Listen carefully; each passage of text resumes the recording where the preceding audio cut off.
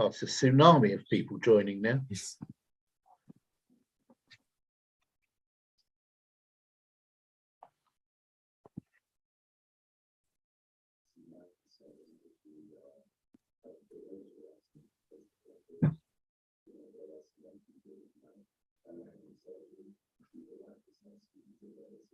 We are now live. Okay, let's get started. And evening, everyone. Welcome to this virtual cabinet panel on community and enterprise that is being conducted with members, officers, and members of the public at various locations, communicating via audio, video, and online. There is also the opportunity for the public and press to listen to and view proceedings. Before the meeting starts, I would like to invite the committee member and scrutiny manager take the roll call to confirm that members and officers are in attendance. James, to you. Thank you, Chair. So I will run through officers joining us from North Parts Council and the members joining us this evening. So Councillor Keith Hoskins, we know, can hear and be heard. Councillor Judy Billing. Yes, I'm here. Thank you. Councillor Chris Lucas, I think, has just come in.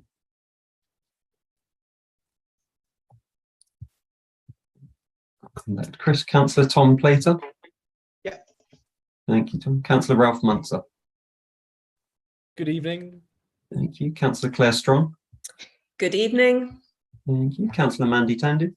Present, thank you, James. Brilliant. And Councillor Morgan Derbyshire might be joining us a bit later. Just to go back, Councillor Chris Lucas, can you hear us? Chris, we can't hear you. You're on mute.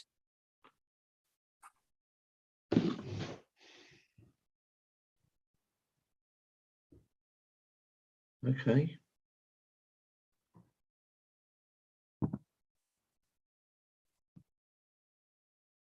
Hello, can you hear me now? Yes. Ah, yes. Yeah, there you go. Oh, Thank you. brilliant. Okay. Very good. Great. Thank you. So just moving on to the officers quickly, we've got Claire Morgan. Hello, I'm here. Thank you. Danny Pearson. Good evening. Thank you. Amy Flack. Hi, everyone. Becca Edwards. Good evening. Anna Cotton. Hi. Anne Banner. Good evening. And Angela Armstrong. Evening. Thank you. I think that's all of the members and officers, so I'll hand back to you, Chair. Okay, thanks. That's a good cohort of members and officers. But we have several people joining us this evening, and everyone is welcome to participate in the discussion. But could I invite the members of the public present here to briefly introduce themselves with just their name, job title, and the organisation they represent, please? So we start top of my screen. Angela Armstrong. Say hello. Hello there. Yes, I'm a senior benefits officer at North Herts District Council. Oh, I must have, sorry, didn't hear you when you came along. There was no title on screen, so I couldn't tell. Andy Sage. Hi, I'm Andy Sage. I'm the Community Resilience Strategic Lead at Settle. Okay, thank you. The irrepressible Rosie Waters. Hello. Yes, I'm Rosie Waters. I'm Chief Executive at Citizens Advice North Herts. Thank you. Alistair Stewart. Hi, Alistair Stewart. I'm Head of Charitable Partnerships at the Heritage Foundation.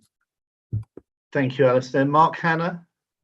Yeah, hi, Mark Hanna, CEO of Age UK Hertfordshire. Thank you very much. Sue Watkinson. Hello. Hi, I'm Sue Watkinson. I'm primarily from Hitchin Rotary Club, but in turn I belong to the Hitchin Food Provision team, and I also dip into Feed Up, Warm Up. Thank you very much. Hannah Morgan-Gray. Good evening. I'm Hannah, CEO of CVS North Herts and Stevenage. Thank you. And from our other local authority, Ben Negus. Hiya. So Ben Negus, I'm a Senior Development Manager within Adult Care Services from Hertfordshire County Council. Brilliant. Thanks very much, everybody. If I've missed anybody, please shout out now. I think between us, we got everybody at least once. So just a couple of formalities. We have apologies for absence from Councillor Simon Bloxham, whose birthday it is today. So very happy birthday to Simon. And Ian Albert has given his apologies. We're hoping that Morgan Derbyshire is going to join us later. But I don't think there are any other apologies. Anybody else got any apologies? No. Okay. Minutes, I propose we take as read and approve as true record the minutes of the meetings held on the 31st of January. Not that I was on this panel at that time, but I will propose. Can I have a seconder? Thanks, Judy. Any comments? No, I'll just take those that we've all agreed them as there are no comments otherwise on that. Right.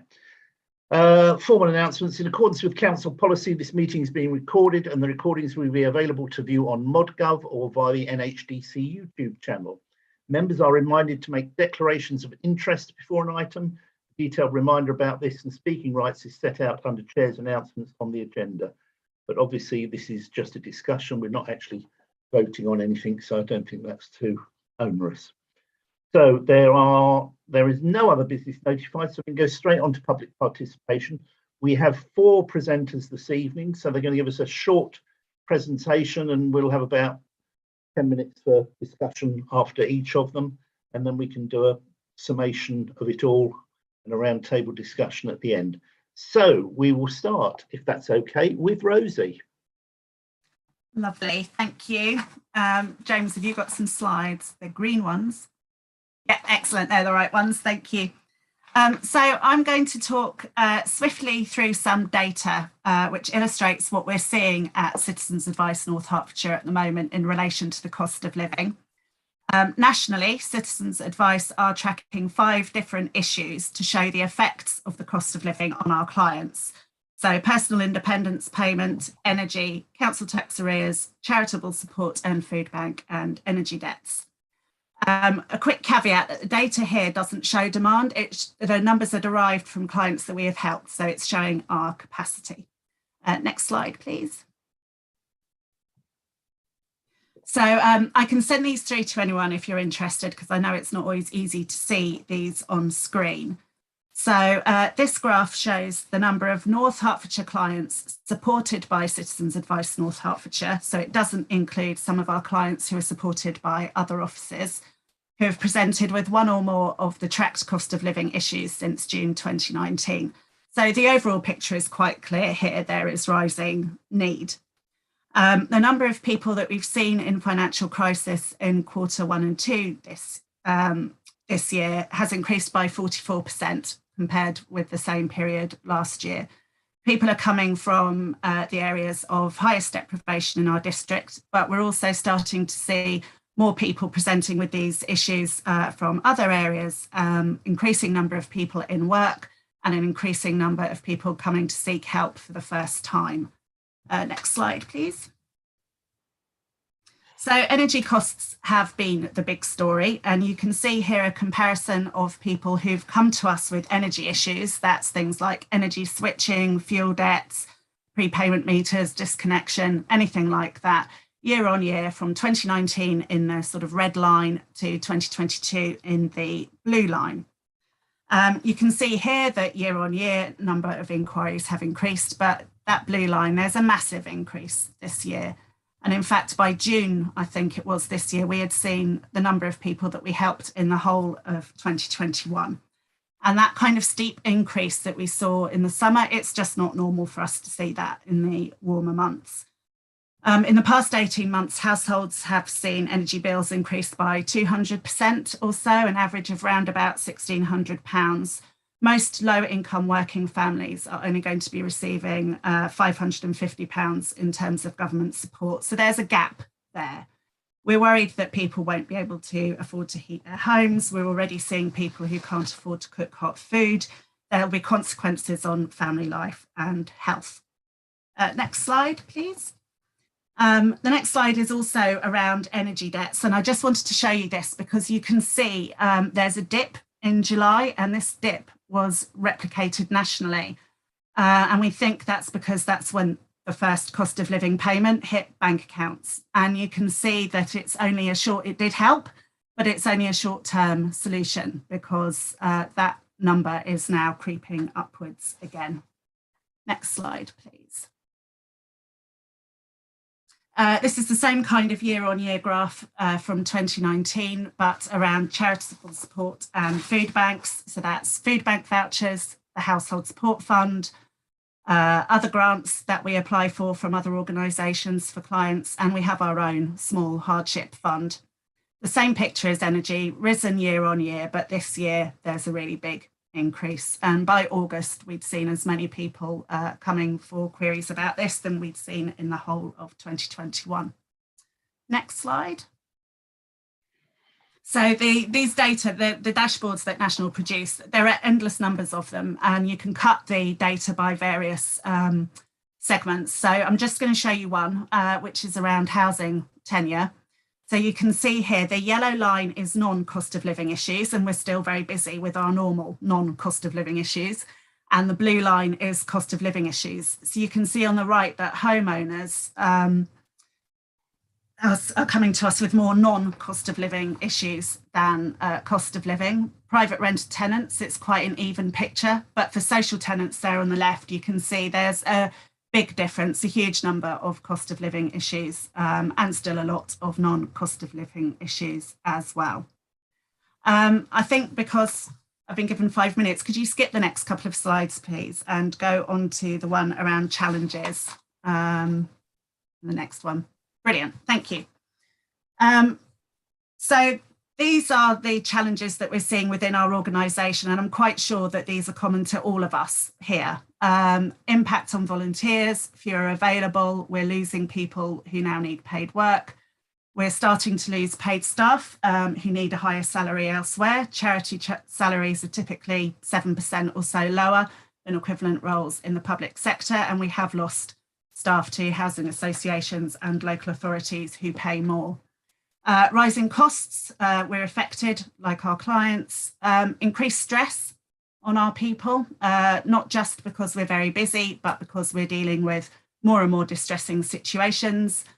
More referrals from other organisations who are full. People see us as an extension of the council or the government often. We are in fact just, a relatively small local charity who also has limited capacity. Financial pressures on our funders, more competition for funding, and multi-year contracts that often have no or an insufficient inflationary rise. That's not been a massive problem over the years, but now it's really starting to hurt. Next slide, please. So what are we trying to do to mitigate this?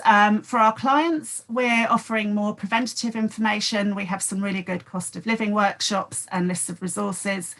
We're doing everything we can to increase access to our services, including with the recent funding for our rural services, and more collaboration with other organisations, whether that's for service delivery, or we're partnering with North Herts CVS to recruit more volunteers for local citizens advice offices across Hertfordshire. For our organisation, we're obviously trying to increase our funding for core costs and overheads. We're tightening our belts as far as we can without affecting our staff. We're looking at non-salary aspects of our employment package, and we're increasing our wellbeing offer to our team. We have an employee assistance programme, but we've also just joined the new Hertfordshire Healthy Workplace Scheme as well. Thank you. That's it from me from the presentation. There was one that we skipped there, but I saw which. Oh, do you want to go back? Yeah, we can go back. Sorry, there was just one that it was something about, we skipped over it, what we can do, what we are doing. Yeah, how we can help. Yes, yeah, I was worried help. about fitting into my 5 minutes. No, don't worry about it. Brilliant. Can we go back to, I think it's slide number 8, James, the cost of living, how can we help? I just think that'd be useful for us to see. Yeah, of course.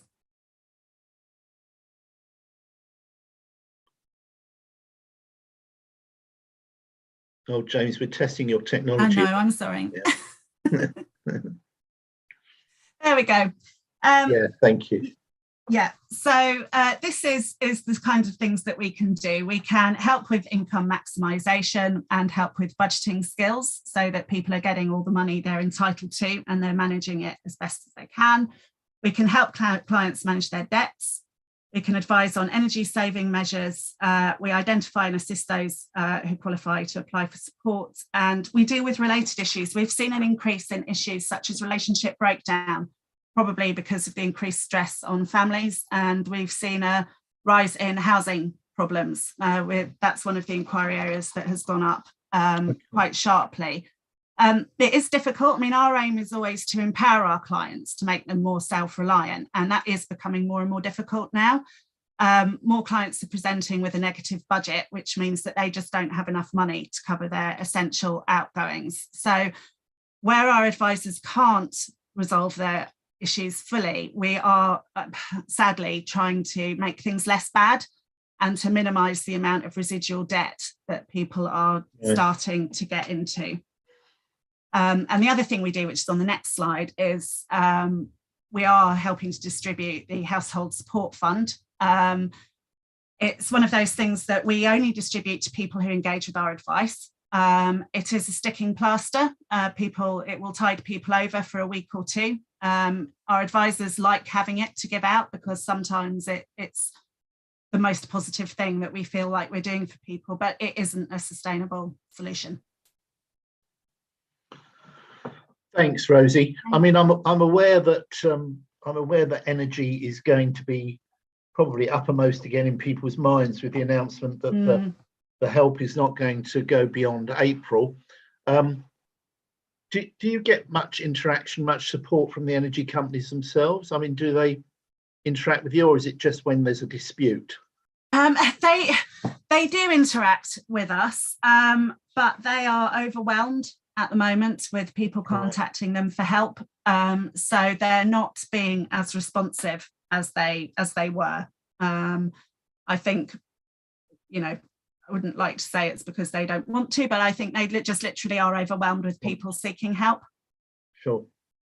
Okay. My only other question before I throw it out to everybody else and don't selfishly hog it all is the outreach that you do. I mean, we know you have the office fairly centrally, but where do you go out into the community? I'm trying to think of ways in which people who are perhaps having problems don't have to travel to you. Yeah. Well, of course, we don't have our office in Hitchin anymore, so we've just started being at the food bank there every week. We are looking at, we've had a project on the go for the past 6 months around the rural areas to find out what the need is and the best way of setting up. The sort of days of setting up in a village hall and waiting for people to come to us, we don't have much success with that. So we're trying to engage with groups we've had lots of contact with people in Codicut and Ashwell, in particular up near Royston. We know that our Royston office is getting busier, but people often have to travel quite a long distance to get there. We are available online, on the phone, email, all the rest of it for people who can contact us that way, but that isn't everybody. So the recent funding we got from the Health Protection Board will be really helpful in actually being able to physically get ourselves into more of the villages. And presumably parish councils could help on that? Yes, yeah. We've been in touch with a lot of the parish councils over the past 6 months to do that. I'll throw it open to everybody else now. Anybody like to make a comment or ask a question, or are you all content at the moment and we'll just have the general discussion at the end? Okay, can't see any hands. Oh, Judy.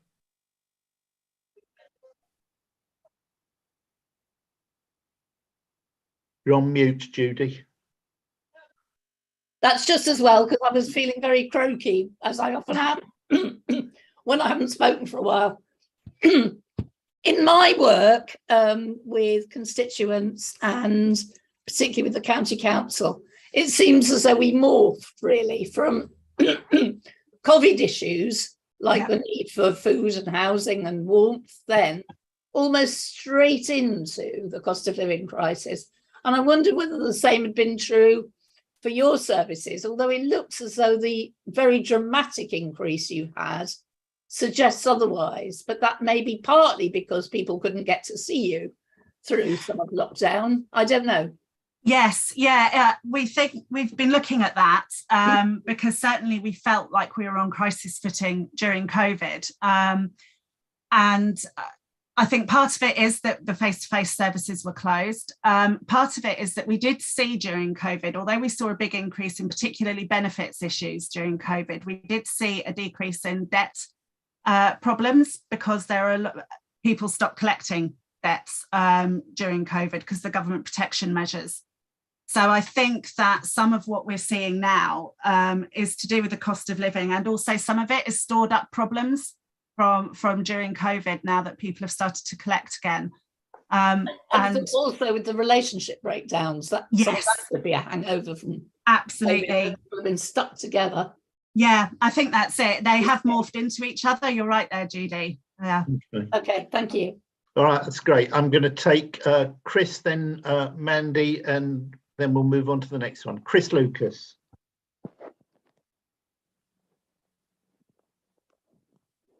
Hello. Yeah. Can you hear me? Fantastic. Thank you for that wonderful presentation. If wonderful is not the wrong word. I mean, a lot of the statistics are so bleak. One of the questions I had is it relates to, maybe there's a bit of history that I'm not aware of, but the first question is, what happened to the Hitchin office that you referred to? You said that you had a Hitchin office at one point, but you don't any longer. So I'd be keen to know what happened to that. And my second question is, I mean, if you could wave a magic wand and the council had pots and pots of money, which clearly it doesn't, but if it were, what would you want us to do? Well, what help could the council give you to help in this situation? Thank you. In terms of Hitchin, the building, Thomas Bellamy House needed work doing to it. And what we discovered during COVID was that what was working well for us was being more flexible about trying to go to where our clients are rather than sitting in an office and expecting people to come to us. So in a way, I think Hitchin, we're piloting that approach at the moment. So although we haven't got an office, our client numbers have not reduced in the time since we've closed the office, and we're monitoring that. We've upped our number of home visits that we're doing in Hitchin for people who can't travel to Letchworth or who don't want to travel to Letchworth. So we're doing what we can there. We're monitoring client numbers quite carefully, but we know we need to increase that capacity to be able to attend partner organisations in the town. And in terms of a magic wand, I mean, for our organisation, I think the big thing we're struggling with is lack of volunteers. And we're starting to have conversations, quite difficult conversations about what that means, because traditionally our advisors have all been volunteers. So our paid staff provide the specialist advice, the supervision, not the actual advice. So we are now starting to think, well, actually, do we need to move into paid advice, paid advisors doing that work? And so for us, what would help us is more money that we can put into that frontline resource. If you had a magic wand. Okay. Thanks, Rosie. Just to add to that, Chris, I mean, it's a situation in Hitchin that's constantly kept under review. Yeah, absolutely. And if we can find an area where we can do some joint working, CAB are top of the list to get some space. Mandy, over to you. Thank you very much, Chair. Thank you, Rosie. That was really comprehensive. I suppose my question is, I'm an employment lawyer and I'm coming from the view of give a man a fish and you feed them for a day, teach them how to fish, and you sustain them for life. I wondered what you were doing in terms of just working with the job centre in order to empower people to, because I believe with this cost of living crisis, it's not, I mean, the government can do what they can, but the problem is broader, is bigger than that. And it's really about empowering people to be able to sustain themselves. And I wondered whether you were working with a job centre to enable people to be able to maybe increase their skills or expand their skills in terms of getting work, or just helping them to find jobs in order to just help them with cost of living. So we're doing a couple of things with that. We have our advisors, the ones that we have working actually on our project funded by Settle. Two of them are in the job centre once a week, offering advice there. And we're also, hopefully it will continue, our Moving Forwards Together project, which we've been doing in partnership with Create Community and North Herts and Stevenage CVS, is focused on that employability area, about giving people a package of access to volunteering opportunities to increase skills, solving those practical problems that often make it difficult for people to move forward, and the sort of more traditional employability stuff around well-being and self-esteem and CV building. So we're doing a couple of things in that area at the moment. Okay, thanks very much. Right, I think we're going to move on, having spent. So thanks very much, Rosie. That was great. No, thank you, pleasure. Please do stay and join in the discussion. Coming up, Andy Sage, who is Community Resilience Strategic Lead at Settle. Andy, do you want to have a few words? I do. Hopefully you've got a very brief presentation to operate your end. Okay, I endeavoured to keep this really short, and I guess different to the presentations you just had, I'm not going to be giving you loads of numbers, because that's part of our challenge really, is that from our point of view, we experienced, if we go on to the next slide, we experienced the cost of living crisis, or so far we've experienced it more of a splash than a big bang. So in terms of the last 6 months, we've been looking really closely at how it's impacting the business, our customers and our colleagues. And a lot of it's been hidden from us. I think certainly work that's been done in the sector around social landlords is that one of the things that we're encountering, I guess, is that lots of our customers are getting into significant debt, but that's not coming to us. That's going through organisations like the CAB. So you're seeing, from Rosie's presentation, you're seeing high numbers of people going to see the CAB, but that's not been showing up at our door directly up until fairly recently. So very much it's been a case that the CAB and other organisations like the CAB have been on the front line, and if you like, taking the brunt of the crisis up until now. If I take the example of rent arrears, so in terms of rent arrears, and it's not fairly typical of other housing associations in the sector as well, that's still on target. So it's a fairly crude measure. It's not a good measure when you're looking at the cost of living crisis, but it's an important measure to landlords. What is happening with rent arrears, though, again, going back to what Rosie was talking about, more people are coming with complex cases. So it's not necessarily about seeing more people, but the people that we are seeing have got far more complex cases. The caseloads are time consuming, and the options to actually help people that might have negative budgets are really limited. So again, the point that I think Rosie was making around resilience of colleagues, that's really under threat at the moment, because I think you have got a situation where sometimes the people that are helping people get through the cost of living crisis are also experiencing this directly themselves. So what we're trying to do at the moment is, again, work out how we can get a better understanding of the impact of the cost of living crisis by developing case studies and gathering additional data. Historically, housing associations haven't collected certain types of data, things like income data, partly because it's difficult to collect in the first place, and then incredibly difficult to keep up to date. But we're having to look at where we can use additional data sets to actually help us to understand more about the impact. The other area that has shown up in terms of an impact on Settle is where we've been doing what we would call compliance works, where people have been going out to do checks on heating systems, etc., and going into homes where we are encountering people have, in increasing numbers, have self-disconnected or have a prepayment meter with no credit on. So we're facing some challenges around how we can carry out those checks, but also, even though we can work out a way to do that on a prepayment meter, you're still in a situation where you've got people that don't have any way of providing heat or energy to their homes. So that's a real challenge, I think, within the business at the moment. But the biggest challenge for us, before I get on to what we're trying to do about it has been trying to work out what the impact is and try to find ways to identify and target those customers most at risk. It's one of those things, again, I think Rosie possibly touched on this, where there is a sense that you can get overwhelmed by the scale of this. And what we need to do is try and find the way of targeting those people that most need help and what that help is that they need.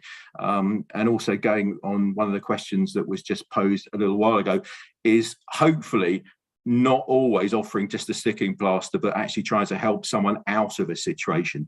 So for instance, with works to our lower energy efficient homes, we are trying to target those people that are in fuel poverty and bring forward energy efficiency works to their homes to take them out of fuel poverty, rather than simply looking to give them a fuel voucher, say. If I could go on to the next slide. So in terms of the response to the crisis, what we have been advocating for quite some time now is a smart partnership approach, and it is really about being realistic about the fact that none of the organisations that are in this space can actually deal with this on their own. You know, it's not just down to the government, and it's not just down to councils or housing associations. It's kind of, it requires all of us to step up. So we had a roundtable discussion back in April time, where we were putting forward the case for a smart partnership response. And the next one that we're looking to arrange will be around sharing updates in terms of a response, but also checking in with our partners, because I think there is that case that, again, if you go back to organisations like the CAB, they have encountered a massive increase in their workload, and I think it's important that we actually check in with people like Rosie on a regular basis to make sure that things are okay, rather than assuming our partners are out there and everything's hunky-dory. What we have done is we've set up a corporate working group on the cost of living crisis, and we've developed a draft 8-point framework, which is really about trying to draw in expertise from across the business to look at bringing forward a whole range of different measures to try to tackle the cost of living crisis. And I guess in terms of priority actions, what we're trying to do at the moment is look at the hardship fund, how that's managed, and the criteria for it, and the assessment process, so that we can actually get to the point where we can get the help to the people that most need it. And also we need to develop a statement where we can communicate with organisations like North Arts Council about what it is that you can expect from us. Because again, in terms of partnership work, I think it's really important that we all know what we're trying to do, and to identify those areas where we can actually work together and collaborate. That is what I was planning to do for my 5 minutes, and obviously more than happy to answer any questions. Thanks, Andy, very much. Do Settle have a sort of a rollout program for home insulation? We're Cecil's in that process of where we're just signing off on a new sustainability strategy, and that will include a whole range of different measures which will help to bring our homes up to EPC C rating. But as I said, the thing that I've been trying to push for within the business is not to just look at it from a stock point of view, but look at the circumstances of the individual household, and where possible, identify those people that are in fuel poverty and bring those people forward when they're living in low energy efficient homes. So we're clearly, that is contributing to their fuel poverty, and try and take them out of that situation completely by carrying out works. We're doing joint visits at the moment between the income team and the asset management team, so that we can identify what works can be done to those homes, and also to carry out a financial appraisal to see whether there's anything else that can be offered to those people to increase their income. Okay, brilliant. I've got Judy and then Ralph. Judy. Thank you very much, Keith.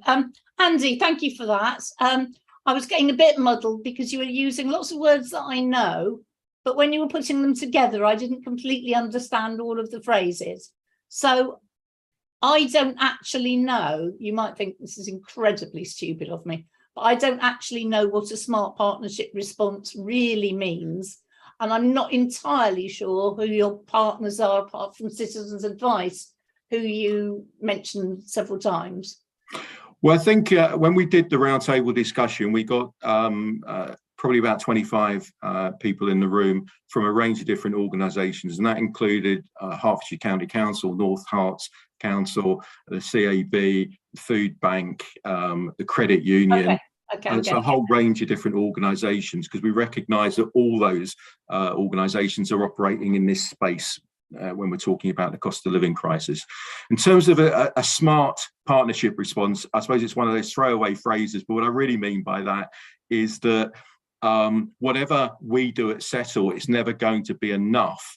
And we recognise that we don't want to duplicate things that other partners are doing. So what we really want to do is work much more closely and more smartly around trying to identify opportunities to work together, possibly pool resources, so that we can actually tackle wherever possible the kind of root causes of some of these problems, rather than just putting a sticking plaster on it and dealing with it through hardship funding. Can I stick with it for 1 second, Chair? Yeah, go on. Yeah, can you just give me an example of where a smart partnership response has emerged? Well, what I would say is that, I mean, there's two examples that we are looking at the moment where I think there could be, I'll take one of them, which I think could be a smart response. So when we were looking at things, we were looking at social supermarkets and trying to link that to our Give Something Back days. And I think when we started to look at that, and this was a pop-up social supermarket, and linking that with developing people's skills around things like budgets, etc.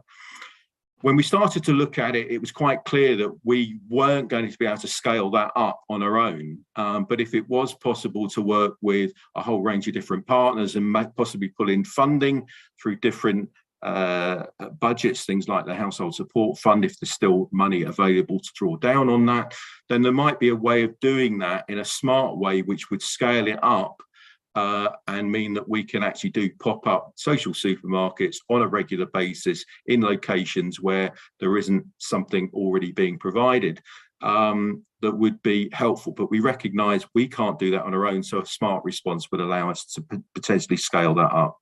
Okay, thank you. Thanks very much. Ralph.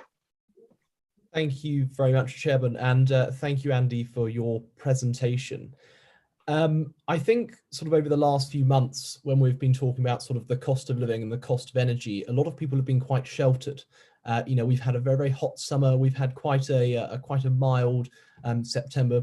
It's looking like it's going to be quite a mild October. So actually, what we've seen is sort of in the coming months, I think, actually sort of the real cost of energy will become much more pronounced, and people will start to sort of recognise it a lot more.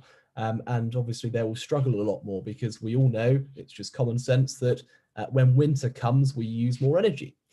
And I think we've all been looking at sort of what we can do to become more energy efficient sort of as individuals. So, I mean, I heard an idea of, you know, perhaps taking a shower for 5 minutes instead of 10, you know, putting on a jumper instead of putting the heating on, all of those sort of little things. Obviously, with sort of a lot of your clients, we're talking about people who are sort of more vulnerable, who are sort of, you know, generally on lower incomes, on sort of the income scale. So they can sort of do all of that. But also we've got to think about what's going to happen structurally. So what I want to ask really is, what has Settle sort of been doing, and what will Settle do to make buildings more energy efficient? You know, because I was out and about in my constituency a couple of weeks ago, and I was speaking to one of your tenants, and she was referencing that there was a draft, you know, through her door, and she's, you know, tried to speak to you guys to get it fixed. And, you know, obviously there will be sort of little faults like that across the district, across your property. So I just sort of want to know what you've done and what you plan to do to make your buildings a bit more energy efficient, so that we can keep more heat in, and that we can reduce the amount of money that, you know, your clients are spending on heating their homes during the winter. Right, thank you, Ralph. I mean, just to sort of go back to a little bit of what I was talking about, obviously we're operating within a framework where we have to meet government targets to raise our homes up to EPC standards, EPC C rating. And we have a number of homes that are in the lower bands. So we've got the sustainability strategy that will be away, and I don't have all the details available for tonight, but I can provide them after tonight.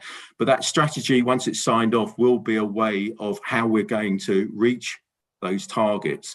But what we are consciously doing is some practical things right now, such as trying to identify people in fuel poverty and bring forward those works for those homes to get people out of fuel poverty. And you also make a very good point, which is that sometimes what we need to do is act much more quickly on things where there's a repair that is related to contributing to increased energy costs for someone, whether that's a drafty door, a broken window. We need to be able to respond to those more quickly. So those conversations are happening within the business. And I'd like to think that we will be getting out to do those repairs as a higher priority, given the fact that clearly energy is a massive driver of the cost of living crisis, and it's set to get a lot worse right now. Thanks, Andy. Claire. Just to help you, Andy, as a former board member of when it was North Harts Homes before it came Settle, when you Settle or inherited the housing stock, they spent 100 million on improvements to those properties, and that included, because you took over 1,400 defective dwellings, a majority of those you then double skinned, insulated, and put new roofs on. You also put new roofs and insulation in the lofts on most of the property. I would say probably all the properties around the districts, because that's why you can easily see them. And also there was a lot, although window replacement had been done, another part of the improvement programs that were done were kitchens, bathrooms and front doors. So to be honest, I think Settle has done an awful lot on your own properties to bring them up to those standards. And I do know the ones that we know the ones that you've got in the district that are very hard to bring up to that standard. But for the majority of the stock that you have, the improvement programs that you have, I think have actually done a much better job that the council will ever have done if we'd held on to those properties in actually making decent homes for those tenants that are living there. Thank you for that. What I would say, though, and it's not just peculiar to Settle, but again across the whole of the social housing sector, the challenge to get all of our homes to EPC C is a big challenge.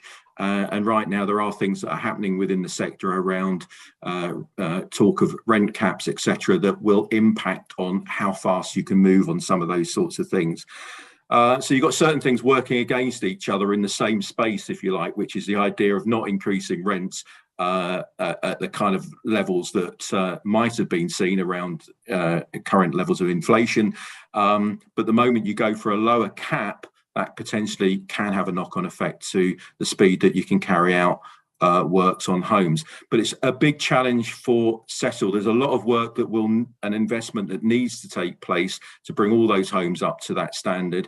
But that's not peculiar to Settle. It is an issue that the whole of the social housing sector faces. And then if we go into other sectors like the private rented sector, the challenges are even greater. Chair, could I just ask for clarification on something? And then quickly, then I've got Alistair. Sorry, thank you. Sort of when is, obviously that's a fantastic aspiration and we all wish you the very, very best of luck with that. Can I ask sort of when is sort of a date of where you want to achieve that by? Well, a lot of it means that we've got to reach this by 2030. But yeah, again, those sorts of targets don't really mean very much to someone that's sat in fuel poverty. But I think the best thing that I can do after tonight's meeting is check when the strategy is ready to be shared and ensure that that's shared with you so you can actually see what our plans are. That'd be really good. We could get some committee services at North Harts to circulate it to this group. Alistair, do come in with your question. Hi, Andy. It's good to see you. Thanks for that presentation. Interesting. Just might be jumping the gun, so I apologise, but it's whilst it's in my head. just when you were talking about kind of a kind of smart approach to things, we've got probably most of the major groups within this video, and I think communication is a key thing, because it's interesting, because I think Mark's just posted something in the chat there about about installation through HCC, and it kind of feels like if there's one space that this information's in, everybody can go there and know they get the up to the minute information, but also that can then be distributed through all their contacts, whether it's a weekly newsletter, an e-news or something like that. It feels like that's a smart way of working to share it all. Whether we can cope with what comes back from it's a very, very different question, but it's possibly something to think about. I certainly agree with that. I mean, it was something that we talked about in the cost of living roundtable discussion, and I think it's fair to say even the sort of changes that we've seen today in terms of government policy, whenever you feel you got up to speed with things change very quickly. And you're absolutely right, Alistair. I think the need to share information as quickly as possible is something that's really important. So again, that does fit with that smart partnership response, in terms of when someone's got something to share, that they do share it and find a way of doing that. So I think later on in the discussions, we've got talk about whether there should be a cost of living response group, whatever that's called or does. That's the kind of approach I would support, I think. Very good, and I think that's probably what we hope will be a result from this. I'm going to move on to the third presentation now, which is from North Hotts CVS, and Hannah, I think you're there. I'm here, yes. Brilliant. Thank you. Thank you. Okay, and I think you all know who I am and what I'm going to be talking about, but yeah, basically how cost of living is affecting the voluntary community, faith and social enterprise sector in North Hertfordshire. Next slide, please.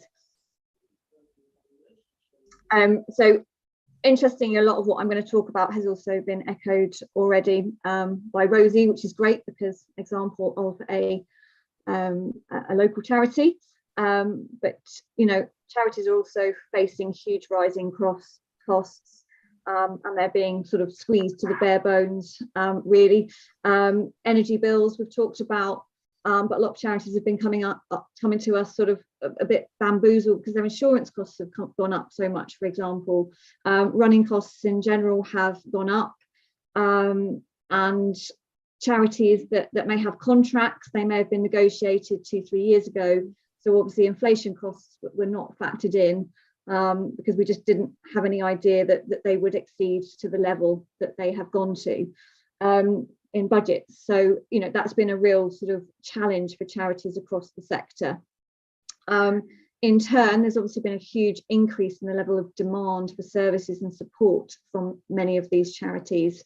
Rosie's been talking about the surge of, you know, an increase in inquiries that they've had of people to support our food provision services, again being inundated, and again just people coming to us for support. And what we're trying to do in our organisation as well is just really give the best information we can. So working with our partner organisations, because obviously we support the voluntary sector, but there are organisations who are specialists in these areas. So very much making sure that we signpost people and work with those organisations to give the best and most up-to-date advice possible. Another thing with rising costs is obviously the public have had to tighten their household budgets, which impacts donations. And also fuel is something to factor as well in terms of rising costs. We run a community transport scheme, for example, and our volunteer drivers are already sort of struggling, sort of saying, you know, the cost that they get per pence per mile, you know, is not really sufficient, given that it's been the same for so many years now. Yet petrol prices and the costs of keeping their cars on the road has increased significantly, and that also impacts organisations that rely on transport. Hills, for example, delivering their Meals on Wheels. Another example of, you know, soaring costs affecting the work that they do. Next slide, please. Rosie already touched on volunteer recruitment. We run the county-wide volunteering service for Hertfordshire, Go Vol Hearts. And again, it's been echoed across the sector, the real need for volunteers. We had a surge of people volunteering during the pandemic, which was wonderful, but many of those people were furloughed and perhaps had more time to give. And they were also sort of jollied by the fact that we're being part of something, really helping the community, coming together to support one another.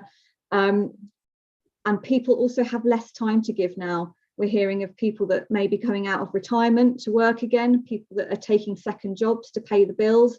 So they're less, they're time poor. People are also, their mental well-being is suffering. And although volunteering can be a really good way of increasing mental well-being when you're stressed and anxious about money, that could probably be the last thing on your list of things to think about doing when you're under pressure. So we are working hard to recruit volunteers for organisations to look at volunteer roles, how they could be maybe broken down and looked at in a different way, but also how volunteers can be supported and staff. Wellbeing is a huge thing to consider at the moment. A lot of organisations, their employee assisted programmes can support volunteers as well. There's also support from the NHS Here For You service. So it's making sure that volunteer managers are checking in with volunteers and making sure that they are looked after and being given lots of extra support, because it's just really hard for everyone at the moment. In terms of staffing, again, huge problem in the voluntary sector at the moment.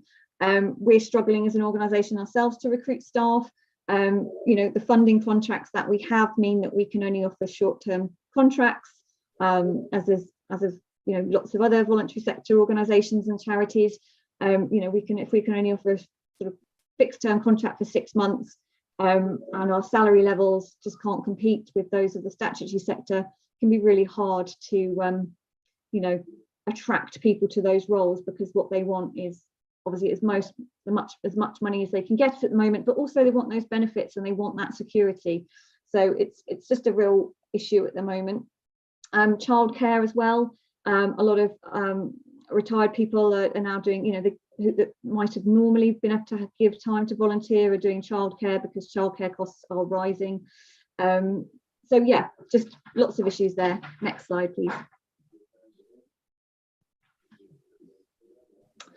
Just to mention Warm Hubs, we are a partner of Community Help Hertfordshire, which is the network of CVSs and CDA in Hertfordshire, and we're hoping to support people with setting up Warm Hubs. We're just awaiting news of a funding bid that we've done for the county, and if successful as well, we will also be able to issue small grants to help with the costs for those Warm Hubs.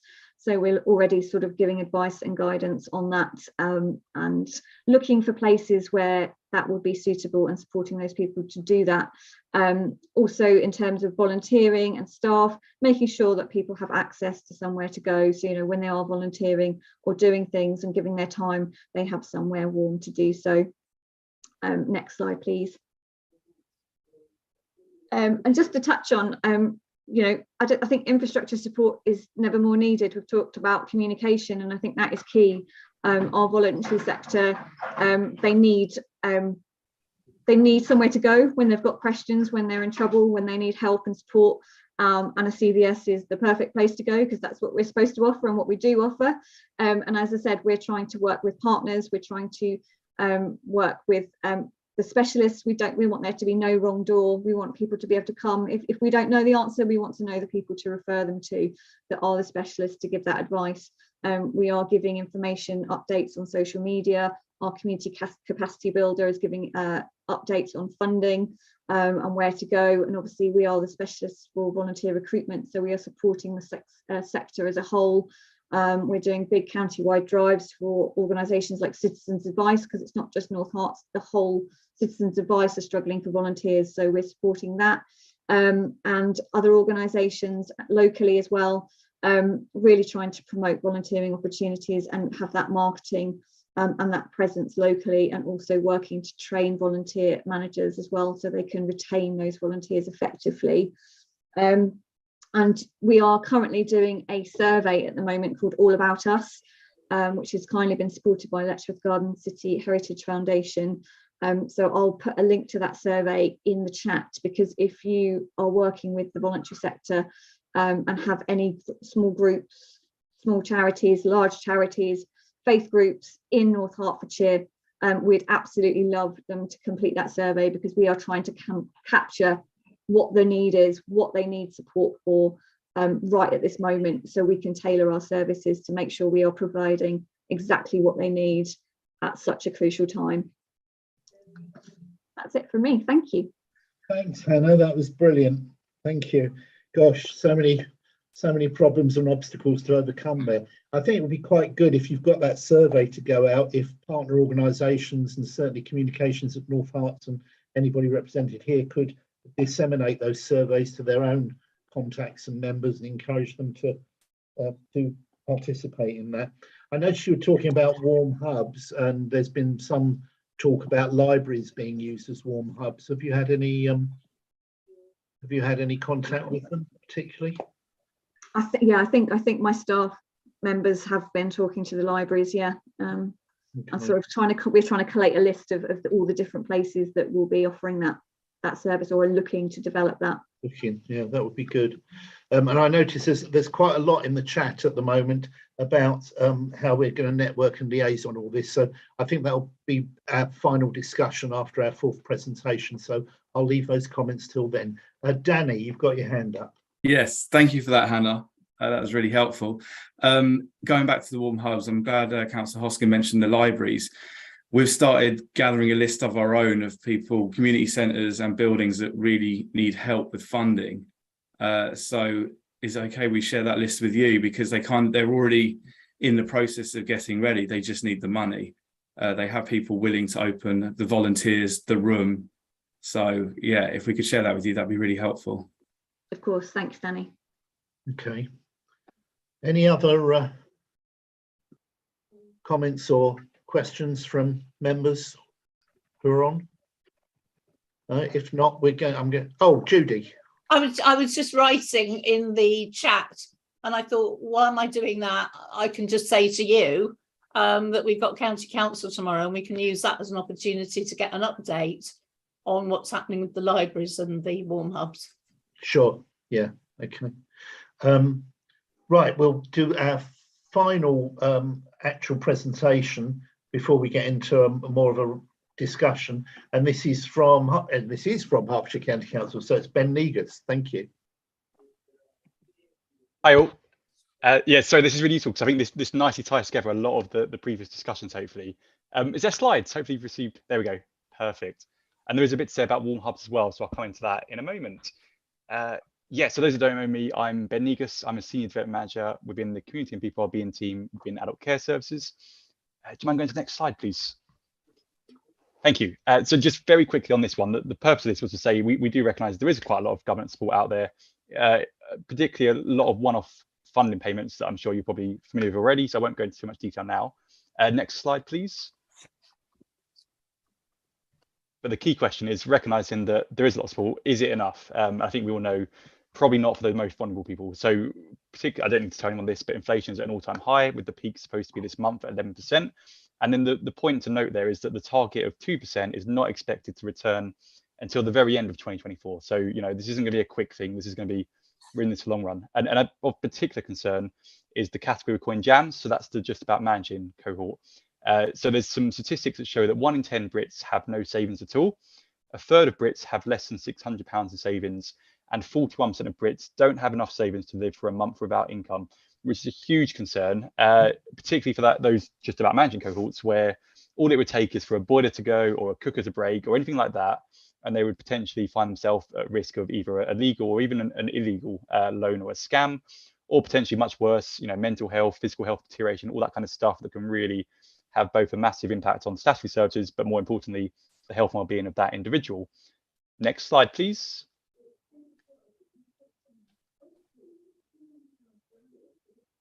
So I won't go into this into too much detail because there's quite a lot there, but I think the key thing is that at a county level, there is a response group providing that strategic response. So they're focused on 6 key areas, which are part of the LGA. So they're feeding into the chief exec coordinating group, as well as the Hertfordshire Leads group. And then in the left-hand side, you've got the cost of living response group. So that's the work that I'm involved with at a county level, looking at warm spaces, I'll come to in a moment, financial support, so particularly Hearts Help, Citizens Advice, and the Money Advice Unit, and then the winter wellbeing support. So that's kind of the wraparound stuff, you know, your comms, your signposting, mental health support, that kind of thing. And then the part on the right was more the children's service offer, which I'll come to later on. Next slide, please. So the model we've got is, apologies if people know it already, but very much that kind of tiered approach, with level 1 being Hearts Help, I'm sure many of you are familiar with. So the idea is that anyone that's in need of kind of any urgent financial support can come in. It might be, I don't know, it might have some fuel or food that they urgently need support with.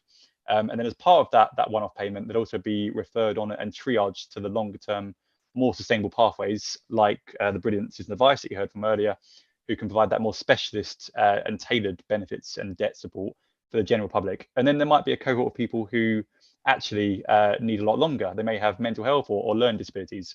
So that more kind of specialist groups there, the more complex groups, would be referred on to the Money Advice Unit. So that's very much the tiered model that we use across Hertfordshire. Next slide, please. So I won't go into too much detail here because I think we've had a lot of stats earlier, but just say there's a lot of work going on. Hearts Help responded to about 120,000 contacts last year, and I'll show you a bit more around the North Herts breakdown in the moment. Yes, Citizen Advice last year, 57,000 contacts, and then Money Advice Unit, incredibly busy as well, about 5,000 households supported. And I think the key point to note, which is showing as we saw earlier, is that has increased over summer. For Money Advice Unit, increase of 12% over summer, and that's before winter, before we know the costs are really going to escalate. Next slide, please. So yes, this is quite an interesting one. So this was the breakdown of Hearts Help, particularly focused on the North Herts area. So this is our crisis users, so those that are coming in absolute desperate need of financial support. So the service was not too busy, to be honest, pre-COVID. Then COVID came along and massively escalated. But I think the key point there is that it's nearly, in fact, yeah, it has doubled already for 2022 compared to last year, 2021. And we're only, at the point that this data was captured, only about halfway through the year. So huge impact, huge demand on the service, no surprise to anyone there. The other interesting thing to know is that the good news is we are hitting the right kind of people. So the data on the right-hand side shows those in the one category are the service users in the most deprived quintiles, and then 5 being the least deprived. So you can see from that actually, yeah, first 2% were in that most deprived quintile, with quintile 1 and 2 making about 50% of all users. So that's good in the sense that it is targeting those most vulnerable residents who are in the most need of financial hardship. Next slide, please. So the point I wanted to make here was there is a lot of work going on around both financial and energy support. I know you've heard some of it earlier. Something we have received was from the NHS. The ICB provided £1 million of funding to those providers that I just mentioned, Hearts Help, CABS, and Money Advice Unit.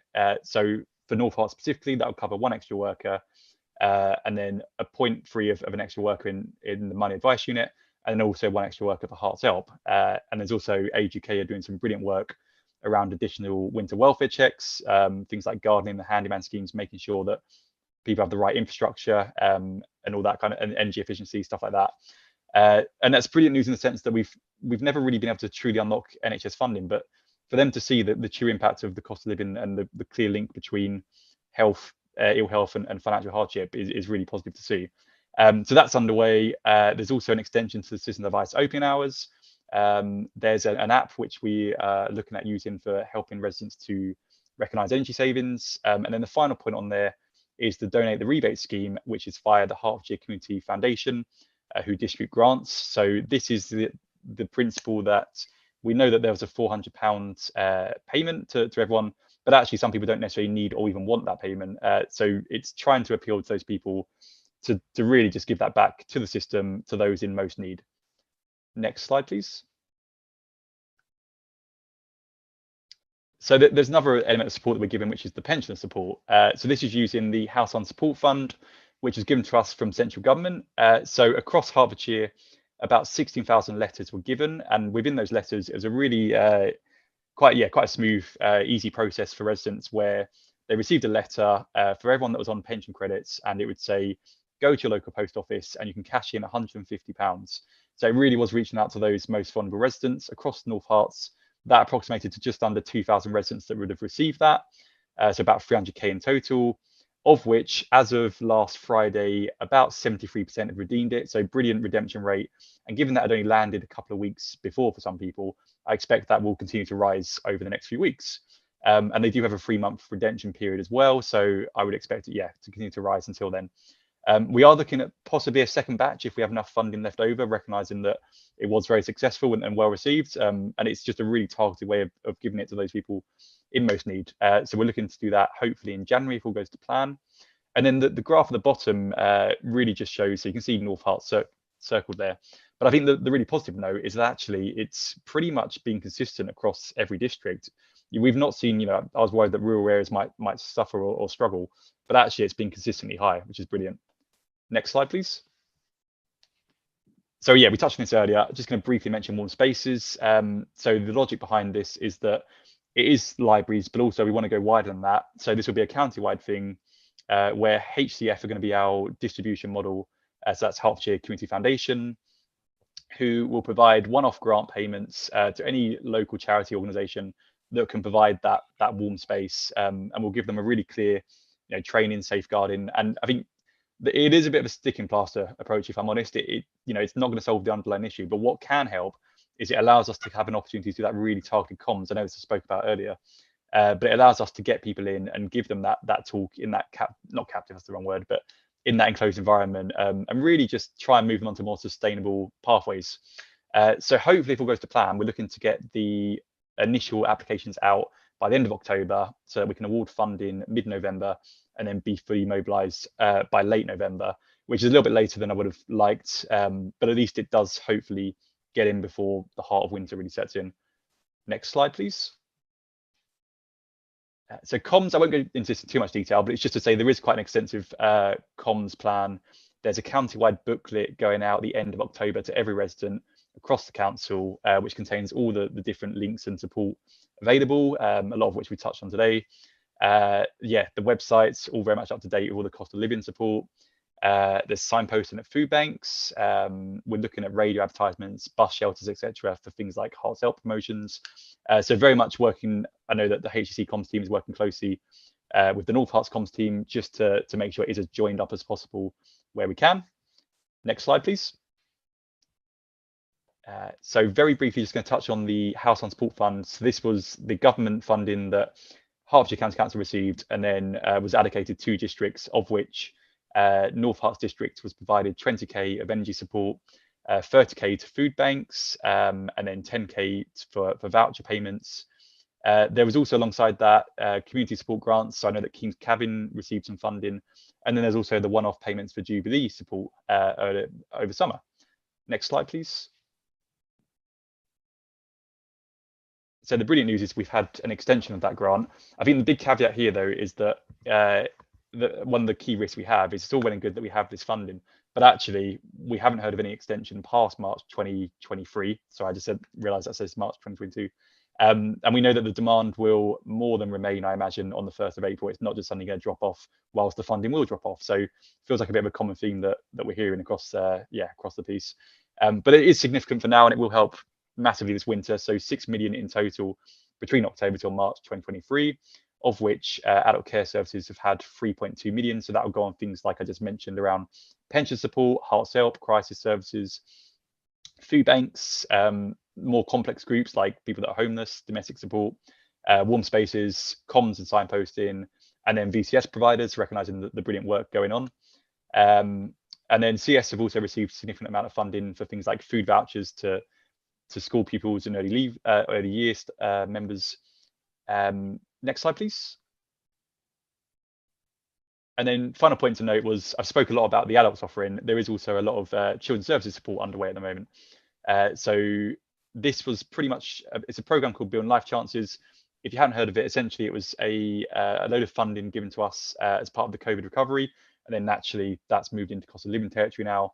So it's things like parent drop-in cafes, funding to increase the distribution of healthy start vitamins, and in youth activities, things like that. So really kind of systematic adults and children offers of support.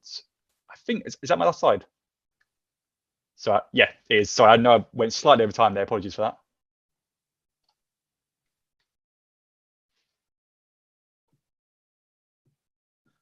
Thanks very much indeed. Gosh, there's a lot going on. Right, questions. I've got Judy and then Ralph. Thank you, Chair. It's not so much a question, but as an informative comment, if you like, that we're all engaged in so much crisis intervention in different ways, in different spaces across the county and North Herts, that you may not know about the prevention work that's going on as well. I was, small anecdote here, I was unwillingly and unexpectedly spent a Friday night in the Lister Hospital recently, was discharged on the Saturday and was free to go home. But on the Sunday, I had a phone call the very next day from somebody asking me if I was okay and whether I needed any help. And when I explored a bit with them who they were and why they were phoning me, not that I'm suspicious or anything, it turned out it was Hearts Help. And I said, well, how on earth do you know about me even? And they said that they get a daily list of all the people who are discharged from hospital. I don't know whether it was age related, it might have been, but who have been released without care plans put in place. And they follow up. And, you know, the amount of prevention work you can do by just checking in on people in that way. Honestly, Ben, I had absolutely no idea that was happening. And if I had no idea, I suspect that most people don't have any idea. And maybe it's deliberate to keep some of these things secret. I don't know, but it was fantastic. That's really nice to hear that feedback. And just to add to that, so I know that Mark Hannah's on the call, who is very much involved in that work. I think that is what we call Pathway Zero, where it's anyone that's discharged from a hospital who might be vulnerable is given that phone call just to check on them, really. But I think what's happened is it's been going on for a couple of years now, I believe. So it's kind of become the BAU, the business as usual, where we probably don't chat about it as much as we should, because absolutely it's lovely to hear that. That's brilliant news. Well, I didn't even know I might be regarded as maybe vulnerable. I quite like that idea. Sure. I'm not sure what the criteria is, so sorry about that. Oh, probably. Thought of you, Judy, as vulnerable. Right. Thank you very much, Chair, and thank you very much, Ben, for that really comprehensive presentation. I mean, it seems that, like so many other organisations that are on this call across the county council are really stepping up to the plate, sort of during this cost of living crisis. You know, I made a note there, 73% of pensioners in North Herts, have taken up that support. That's a fantastic response. It really is, but it obviously means that 27% haven't taken up that support. And you showed very early on in that presentation the plethora of government schemes and support that the County Council are assisting with rolling out. So I just sort of want to ask two questions. Has County Hall sort of seen a similar high take-up of support for those schemes? And also, what are you guys doing to sort of ensure that where there are people who obviously, that 27%, for example, what are you doing to sort of get that number down and ensure that everyone is accessing the support that they're entitled to? Yeah, it's a really good point. I think it's hard to compare the percentage uptake against the different kind of support areas because they are so unique and different in themselves. But I think it's a valid point about the it's brilliant that we've had such a high uptake, but there is, if there's one person that isn't supported, that's still a massive concern for us. So there's a comms activity giving us kind of a final push right now. One of the challenges we have, I would love to do things like phone calls and face-to-face visits, but we're so restricting the data usage. So it's data from the DWP, Department for Work and Pensions. It's not data we have access or control to, and they're incredibly strict about it, frustratingly so. So we are quite limited, but what we can do is in that second tranche of funding, we can make it really clear to them, this is not a scam, please do cash us in. And what I'd like to do in terms of that equality piece is up the funding that goes to those that didn't redeem it in the first place. So at least we're targeting that way as well. And then there is an active comms campaign going out at the moment just to reassure people this isn't a scam. So that's across both social media and then places like libraries, stuff like that. So I think we're trying to reach as many as we can, but yeah, it's a challenge. Okay, thanks. Thanks, Ralph. Mandy. Thank you so much for that presentation. Just a quick one. No, I was actually pleasantly surprised to see the number of grants that are available. I wasn't actually aware. And it's I'm the councillor for Nebworth, and I saw Nebworth Family Churches popping up on there as well. How can we as councillors help to spread the message regarding what's available out there? Because I think that's really what people are looking for. I do a parish news article every month, and I sort of try and highlight some of these things that are available just for my ward. But yes, what can we do to help? Yeah, it's a really good point. So Hertfordshire Community Foundation is the main place we use for distributing grants. That's kind of their bread and butter, really. So I would suggest, and I know that they've got quite a lot of grants live at the moment, so I would definitely suggest having a look at their website and maybe signposting really just that website to everyone, any kind of community groups that might be able to benefit and apply for it. That's probably what I'd suggest. Yeah, that's going to become part of our final discussion when we get to it, of better communications. Alistair, I think it's to you. Hi, yeah, it's probably picking up on that again. Actually, it's interesting. I don't know what data you can share, but even if it's about like the 23%, it could be really helpful, because it could be that it's a certain neighbourhood, and actually there are community groups in those neighbourhoods. So actually, if it filtered down to a local level, there may be a stronger way. There might be another way through, say Andy's organisation, or through community groups that we all work with, or a poster in the local Tesco, or something that's really much of a PowerPoint with just a few words on it. But you know, that could be a way of doing it. We're back to that kind of conversation around communication, I guess. Yeah, and yeah, I'd be really keen to explore that. I think that's a brilliant idea. Okay, so unless there's anybody else with a burning issue to come in, that's going to lead us quite nicely on in the last 10 to 15 minutes of the rest of the agenda. Item 6 was an information note, cost of living crisis, which was circulated. I mean, it just leads us into this discussion. So we are now into this discussion on where we think we can facilitate greater communication between all the agencies and get the information out to members of the public.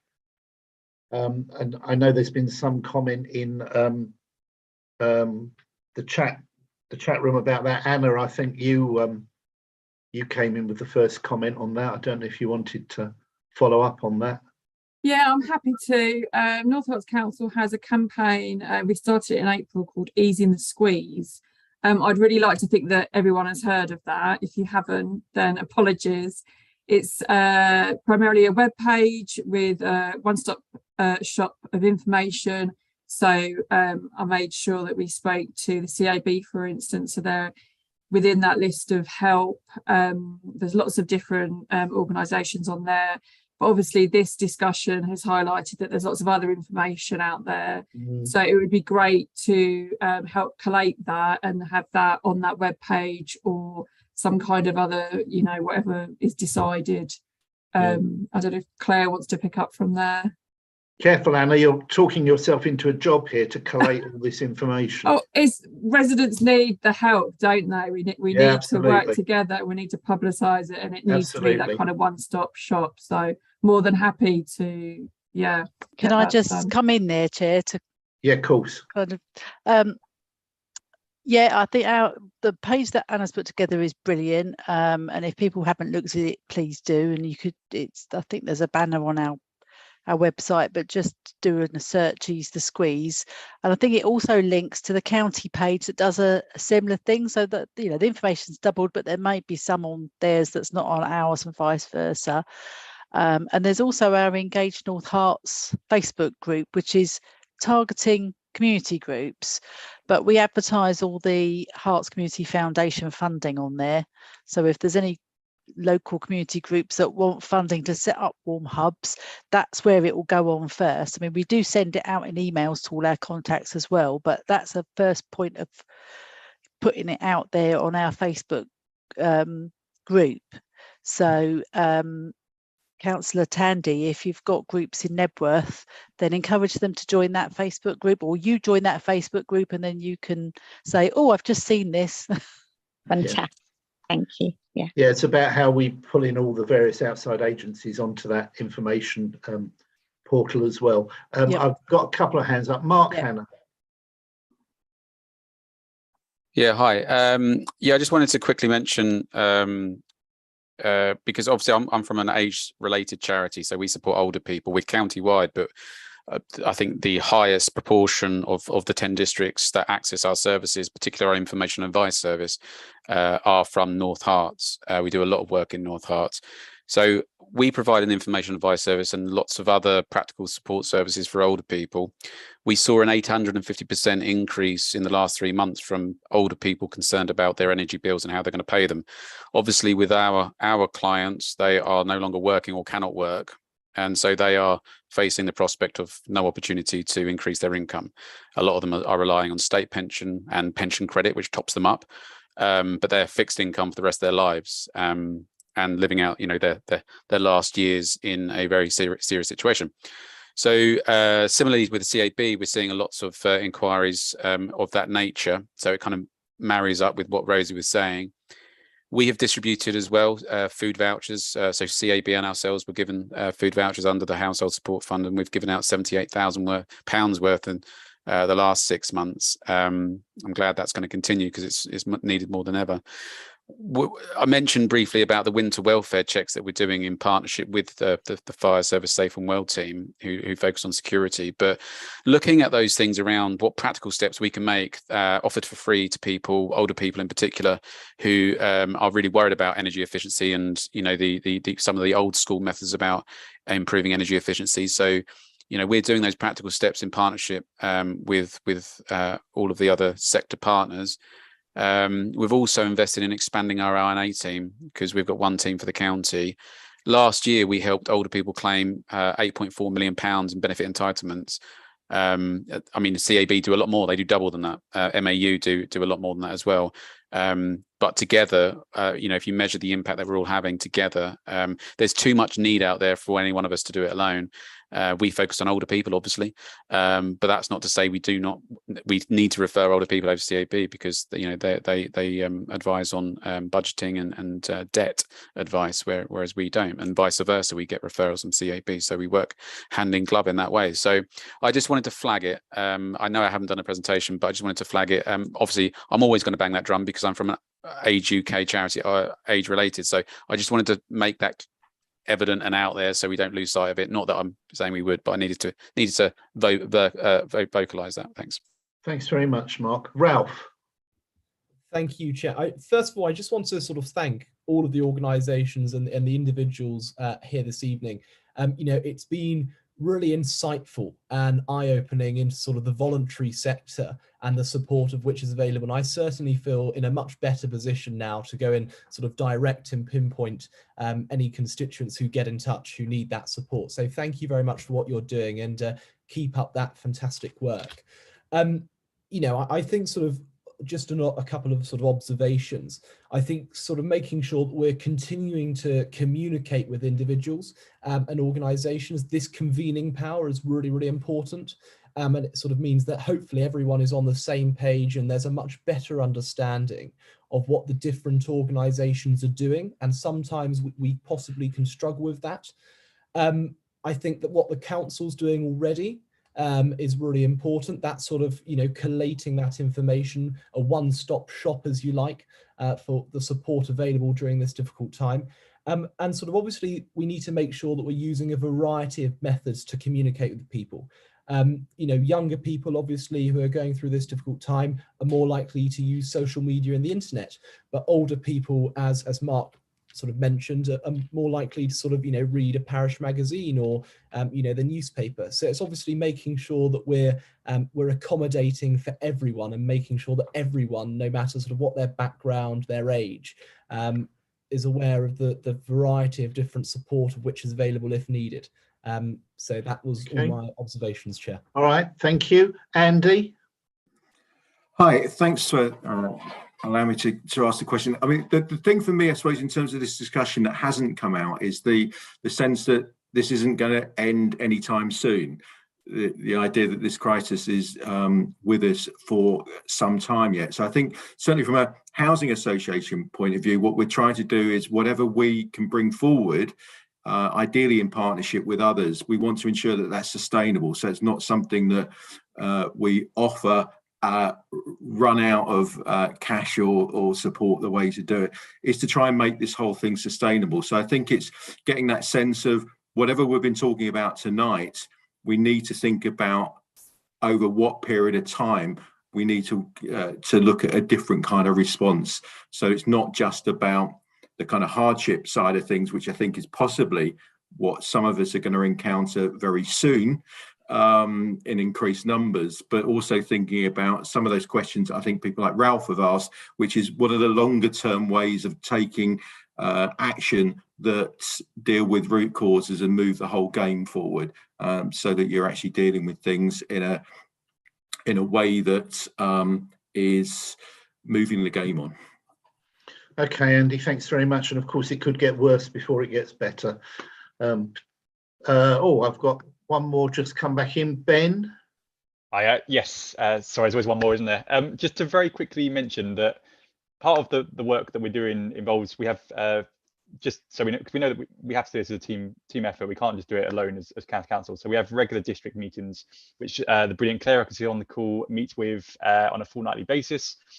So as part of that work, we will be looking at some kind of a dashboard, which is currently being put together, which summarizes all the financial providers and the support that they're giving, hopefully broken down at a ward level. So actually, I think in terms of that support, what we can then do is provide you and every other district with the data to show where we see the gaps. And actually then in terms of that kind of targeted proactive comms piece, it just gives that opportunity. So hopefully that bit of a kind of watch the space, because I think that may help with some of this conversation as well.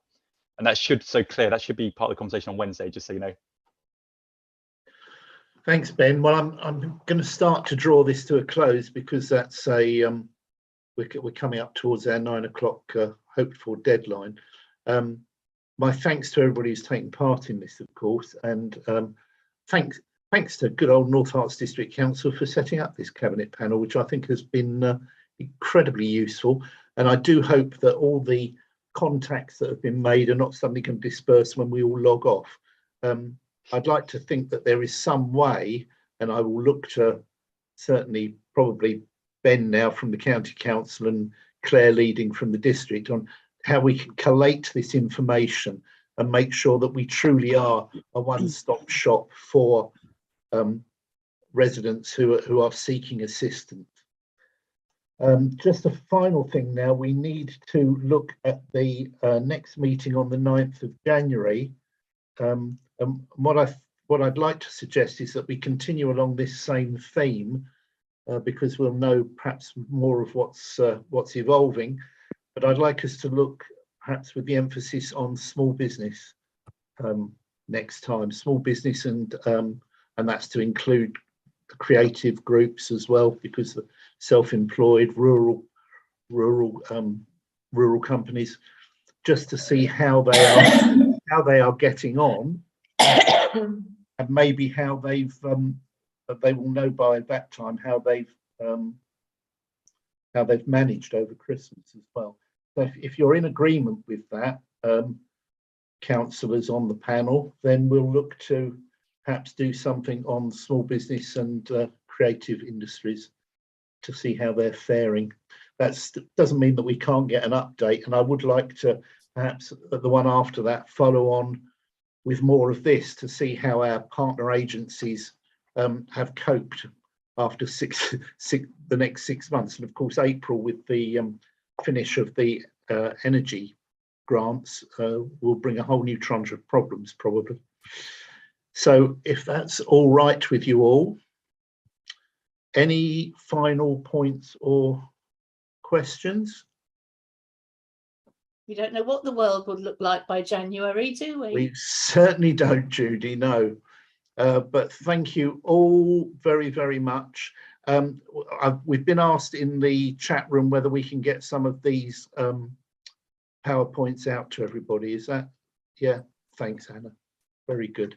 Yeah, both myself and James have got them, so we can, or James can get them distributed. Okay. Can you do that, James? Yeah, I can do that. I'll put them in MIS this week, and I'll also circulate them to all members, not just members yes, on this committee. it comes back to the more information we can get out there to everybody, the easier it's going to make it. So I make it 9 o'clock dead on. So we will, clever fellow you are. We will at that point wish you a pleasant rest of the evening, everybody, and thank you all very much for your comments and your attendance. And thank you, Keith, for sharing it. Thank you, everyone. Thanks all. Bye. Bye. Good night. Good night. Good night, everyone. Thank you, everybody. Good night. Good night, everyone.